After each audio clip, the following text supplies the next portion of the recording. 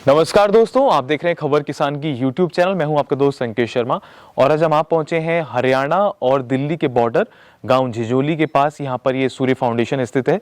ये साधना स्थली है और मेरे ठीक पीछे आप देखेंगे ये क्या है, इसके बारे में बताइए। गौतम जी बताएंगे इसके बारे में, कैसे ये गाय के गोबर से बनाई हुई इन्होंने एक तपोस्थली साधना स्थली है। इसके बारे में कुछ बताइए हमारे दर्शकों को, ये कैसे बनी है और इसमें क्या क्या पूरा स्ट्रक्चर में उपयोग किया गया है।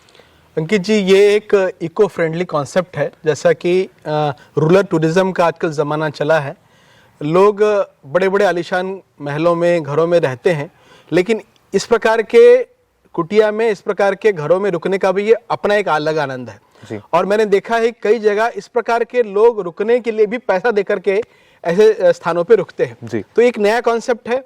आप जब प्रकृति से जुड़ने की बात कहते हैं, जहां गाय से जुड़ते हैं, जहां खेती से जुड़ते हैं, इसी प्रकार से eco friendly houses, eco friendly home की भी संकल्पना आपके मन में हो। आपके पास अगर स्थान है तो ऐसा एक सुंदर सा एक कुटिया आप जरूर बनाएं जो गाय के गोबर और मिट्टी से बना हुआ है। चलिए ये देखते हैं इसको। और गौतम जी, मैं मानता हूं कि जो हमारे प्राचीन काल में लोग रहते थे, जो हमारे बड़े बुजुर्ग रहते थे, वो भी इसी तरीके के स्ट्रक्चर में रहते थे। लेकिन जो एक एरा आया 70-60 सालों का, तो उसमें लोग ये भूल गए और वो बड़ी बड़ी बिल्डिंग्स में, फ्लैट्स में रहने लगे।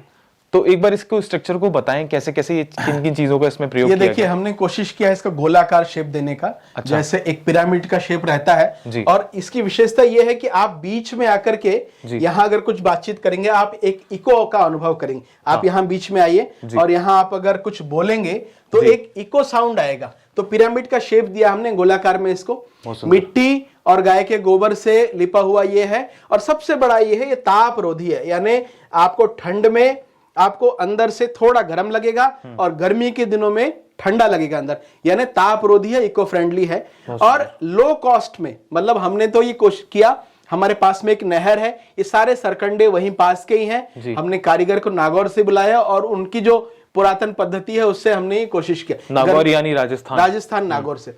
और देखिए, गर्मियों के दिनों में केवल एक पंखा यहाँ चलता है और पूरा रूम ठंडा रहता है। और ठंड के दिनों में अगर सारे आप दरवाजे बंद कर दे तो अंदर एक गर्माहट रहती है। यानी इस प्रकार के घर हमारे स्वास्थ्य के लिए भी, हमारे और मन के लिए भी, देखिए आकर एक शीतलता, एक मन की शांति मिलती है। तो इस प्रकार के घरों की ये विशेषता है। बिल्कुल। तो काफी अच्छी चीज बताई गौतम जी ने। अगर आप भी कभी यहाँ पर आते हैं, यहाँ की तपोस्थली में आते हैं, तो आपको इस तरीके का स्ट्रक्चर देखना चाहिए। और हम भी आपसे यही कहेंगे कि अपने गांव में, अपने फार्म हाउस पे से कुछ इस तरीके का स्ट्रक्चर बनाएं जो पुराना लुक दे आपको।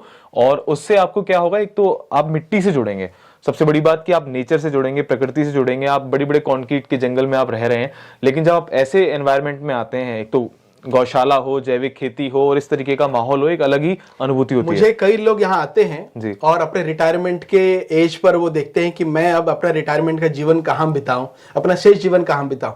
तो लोग कहते हैं कि इस प्रकार का घर, एक खेती और थोड़ी गाय अगर हो तो शेष जीवन बहुत शानदार बीतेगा। तो लोगों को मन में सोचना चाहिए कि एक उम्र के बाद, एक आयु के बाद, एक पड़ाव के बाद आपको कहीं ना कहीं अर्धविराम लगाना पड़ेगा और कहीं ना कहीं यू टर्न लेकर के रिटर्न टू नेचर में आना पड़ेगा, प्रकृति की ओर लौटना पड़ेगा। कोई समाधान नहीं है उसका। और तभी आप उस स्ट्रेस से, तनाव से मुक्ति पा सकते हैं जब आप अपने रूट की ओर, अपने जड़ों की ओर वापस होंगे। तो मैं तो ये कहूंगा कि आपको यू टर्न लेने की जरूरत ही ना पड़े। अगर आप हमारी तरह युवा हैं तो आज से ही इस दिशा में काम अपना स्टार्ट कर दीजिए। जैविक खेती करना शुरू करिए। अगर आप खुद नहीं कर सकते हैं जैविक खेती, देसी गायों का गौपालन, तो ऐसे किसान जो आपके आसपास हैं उनको ढूंढिए, उनकी आप मदद करिए और उनसे बने उत्पाद आप खरीदिए और उनको इस तरीके का स्ट्रक्चर बनाने के लिए मोटिवेट करिए। तो बने रहिए हमारे साथ, देखते रहिए खबर किसान की यूट्यूब चैनल। ऐसी और भी दिलचस्प वीडियो देखने के लिए आप हमारे चैनल को सब्सक्राइब करें। अगर आप हमारे चैनल को सब्सक्राइब करेंगे तो हमें और प्रोत्साहन मिलेगा ऐसी अच्छी वीडियो बनाने का। धन्यवाद।